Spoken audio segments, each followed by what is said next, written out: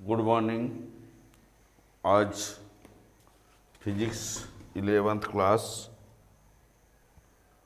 एक बहुत ही important topic, motion of car on plane circular path.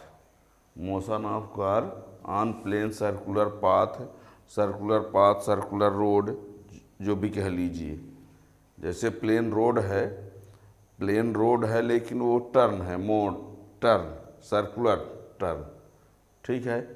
और उस टर्न पर कार का मोशन, कार की वेलोसिटी कितनी होनी चाहिए सेफ क्रॉस करने के लिए, टर्न को सेफ क्रॉस कर जाए उसके लिए कितनी वेलोसिटी होनी चाहिए, वो वेलोसिटी किस पर डिपेंड होगी, है ना। तो ये सब कुछ आज जानना है, यानी motion of car on plane circular path topic है। Motion of car on plane circular path, road ही ले लीजिए, प्लेन सर्कुलर रोड, ठीक है ना। Motion of car on plane circular path. अब यहाँ पर अब हम ये ले लेते हैं, ठीक।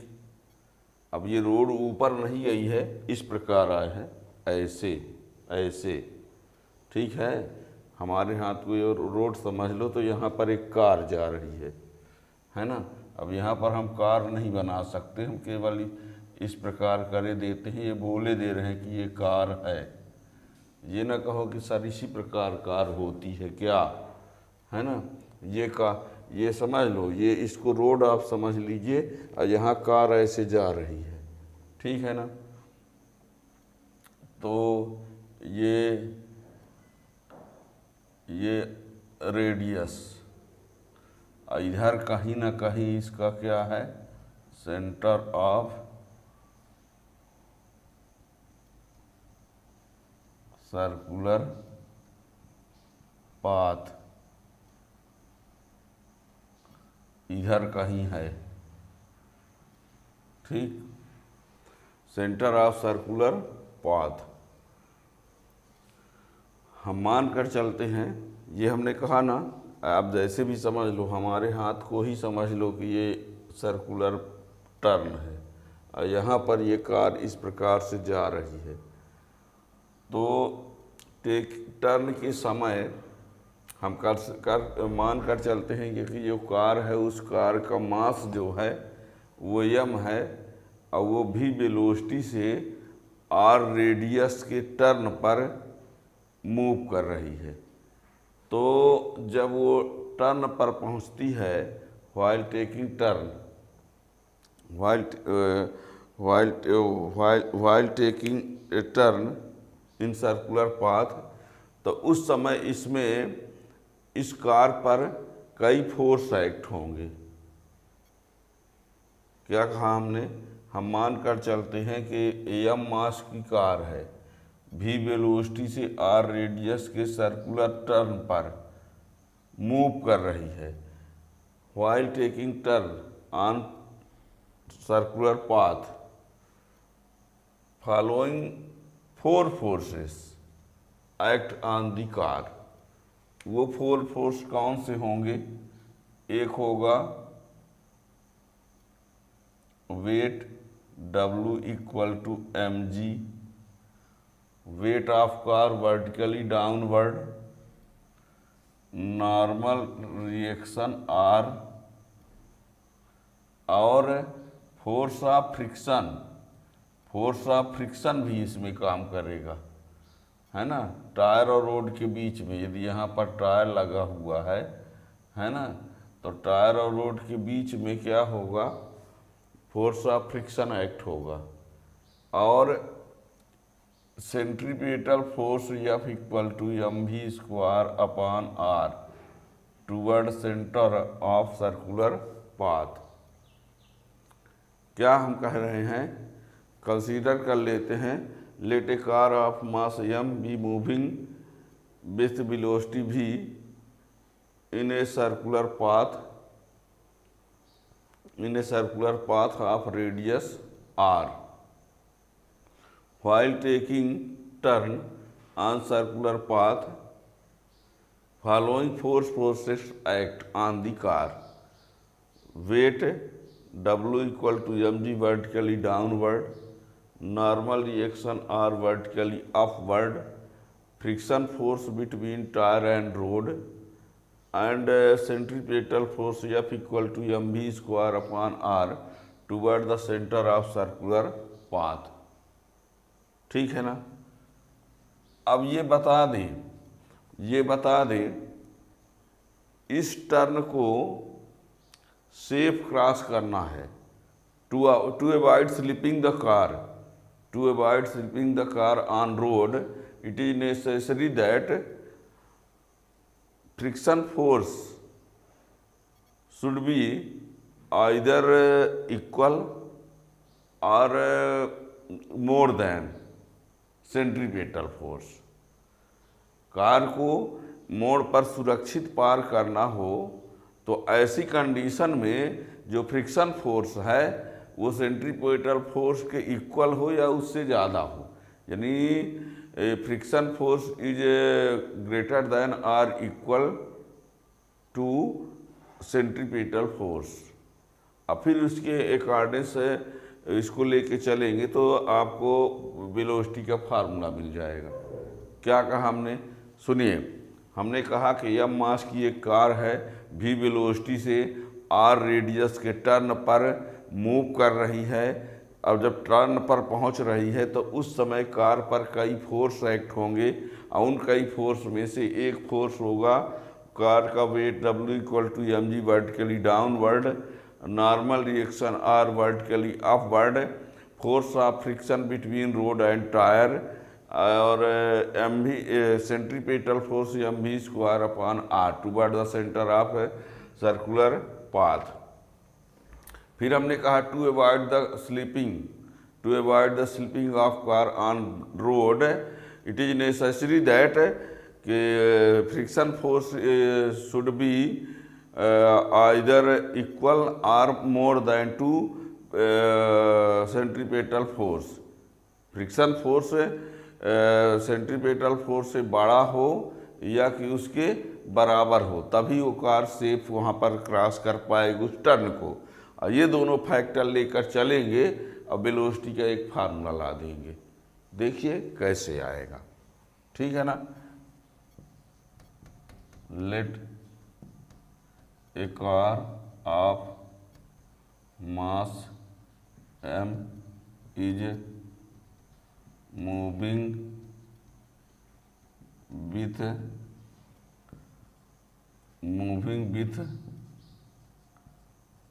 velocity v on a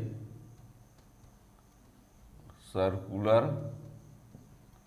path of radius r, circular path of radius r.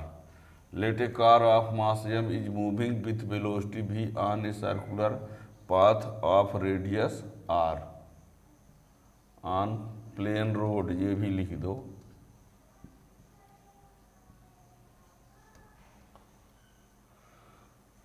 ठीक।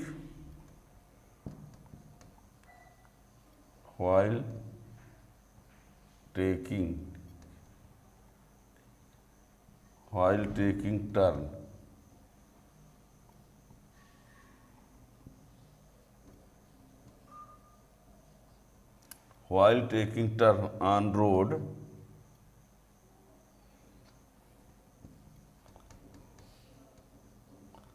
following four forces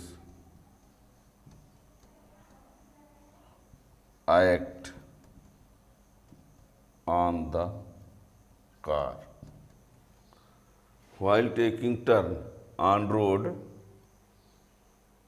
following four forces act on the car.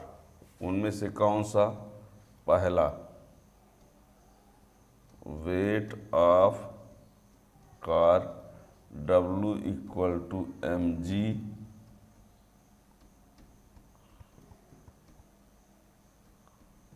Vertically downward. दूसरा,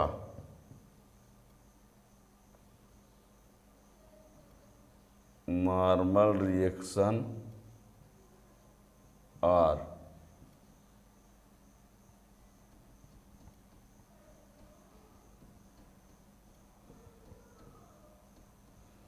vertically upward.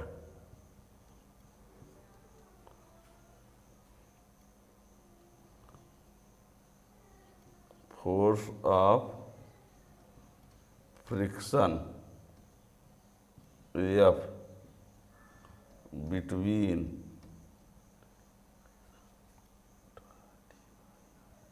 tires and road। और चौथा, centripetal force toward the centre of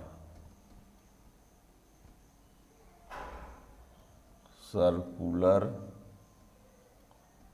path. ये ठीक। Weight of car W equal to mg vertically downward, normal reaction R vertically upward, force of friction F between tyre and road, and centripetal force toward the centre of circular path. अब वो force F equal to क्या है, mv square upon r। ये भी जानते रहो, ठीक है ना। Centripetal force toward the centre of circular path F equal to mv square upon r। ठीक, F equal to mv square upon r circular.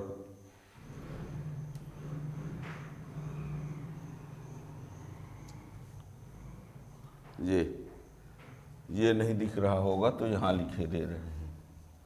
ये F equal to mv square upon r, ये है centripetal force F equal to mv square upon r। ठीक है ना। क्या कहा, ये है कार, यह मास की है, v वेलोसिटी चल रही है, टर्न की रेडियस क्या है, r है, सेंटर O है, उस पर 4 फोर्स एक्ट होंगे। एक हमने कहा कार का वेट mg वर्टिकल। याद रखिएगा, ये मत सोचना ये कार ऐसे आ रही, इसको आप बहुत करो तो हेडलाइट समझ लो। भले हमने ये बनाया है, टायर बनाया है, पर ये मत समझना कि ऐसे आए। बता तो रहे हैं ये टर्न है, कार ऐसे जा रही है। अब ये ना कहना ये वहाँ पर बोर्ड में इस प्रकार दिखाया गया है, ठीक है ना। तो इसमें 4 फोर्स एक्ट हो रहे हैं। वेट वर्टिकली डाउनवर्ड है, नॉर्मल आउटवर्ड है, टायर और रोड के बीच में फ्रिक्शन फोर्स भी एक्ट होगा, और सेंट्रीपेटल फोर्स ये है ही है, ठीक है ना। अब यहाँ पर होता क्या है देखिएगा,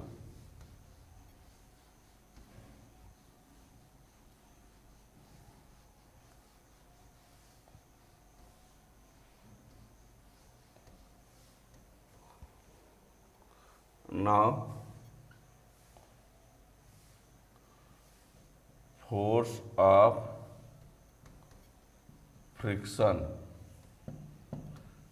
F equal to mu R. F equal to क्या होता है, म्यू आर। अब तो F equal to mu R और mg इक्वल होंगे। r के जगह पर क्या लिख देते हैं, क्योंकि r इक्वल टू क्या होगा, mg होगा। ये r और mg इक्वल होंगे, तो ये कौन सा फोर्स हो गया, ये कौन सा फोर्स है, फ्रिक्शन फोर्स, ठीक है ना।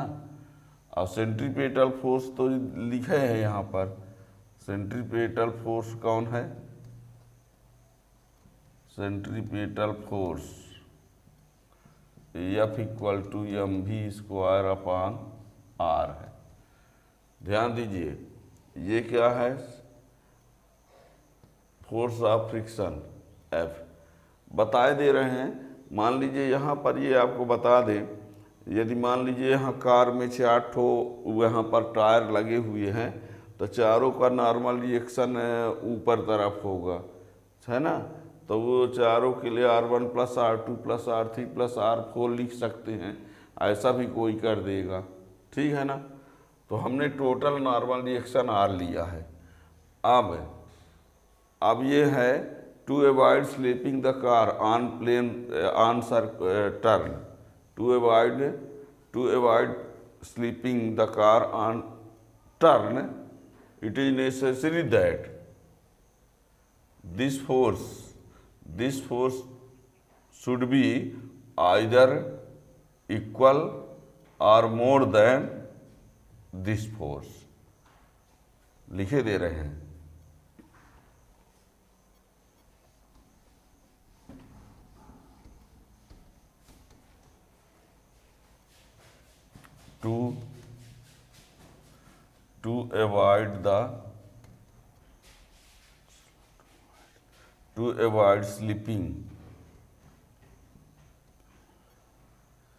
to avoid slipping the car on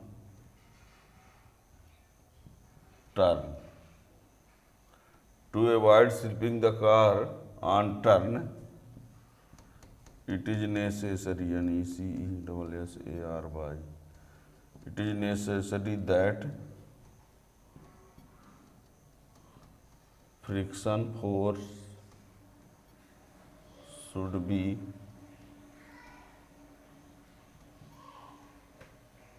either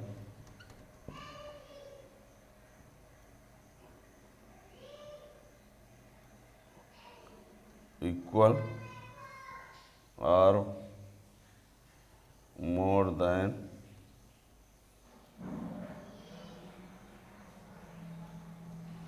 centripetal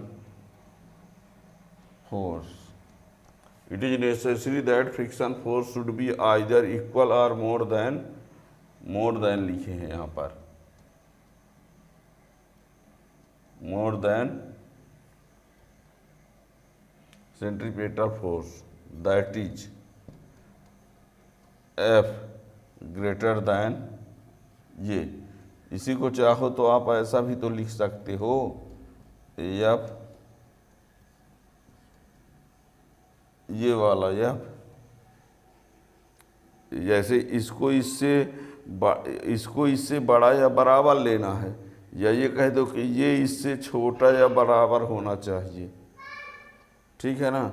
अब F की जगह पर ये लिख दिया जाए, इस F की जगह पर ये लिख दिया जाए, तो लिखिए तो क्या होगा?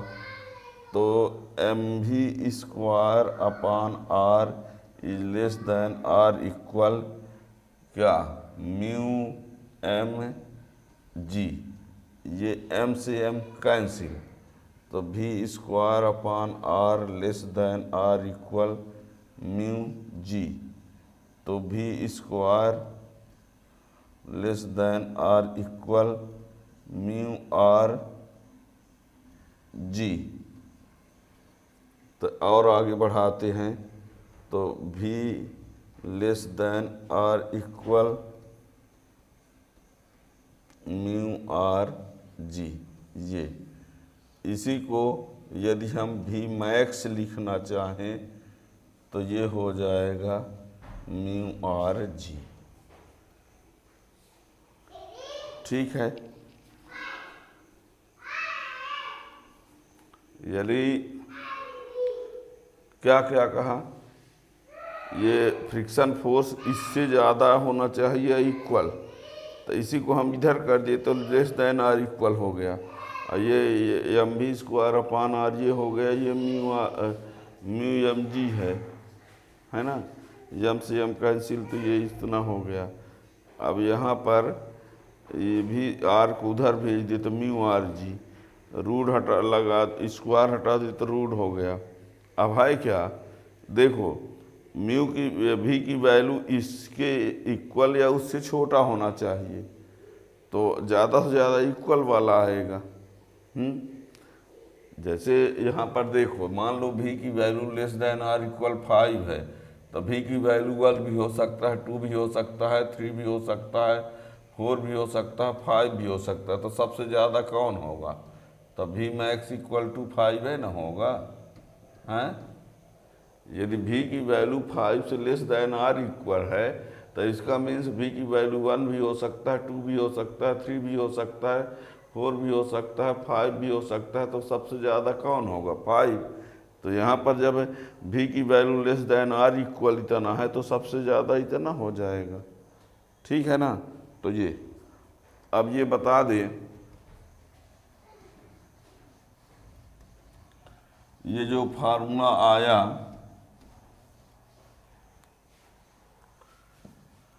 भी max equal to mu R g. अब यहाँ पर ये बता दे, भी मैक्स जो है, भी max does not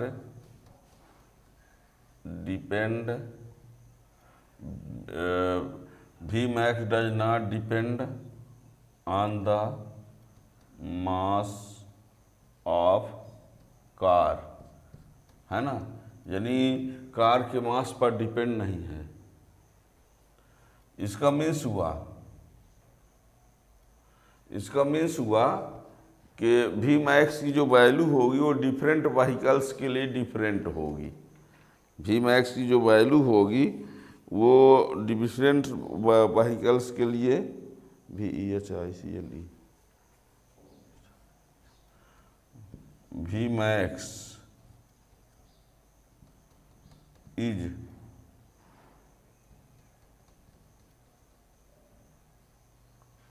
different for different vehicle.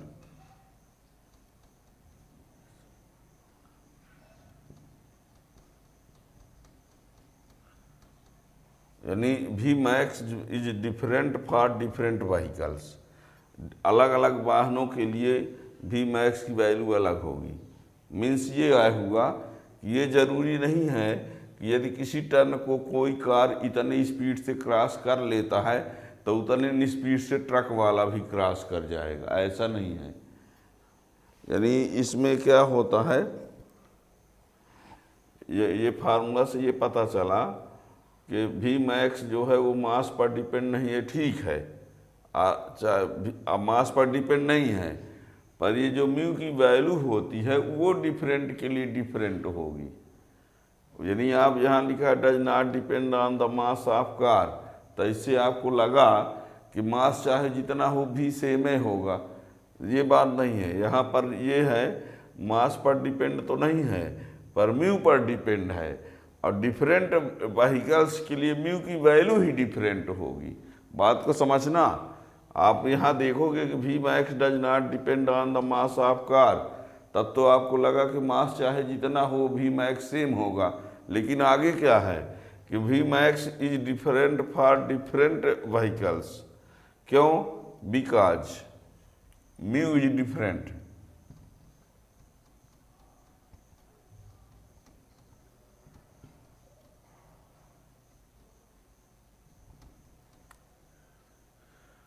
इसकी वजह क्या है? Because mu is different for different vehicles.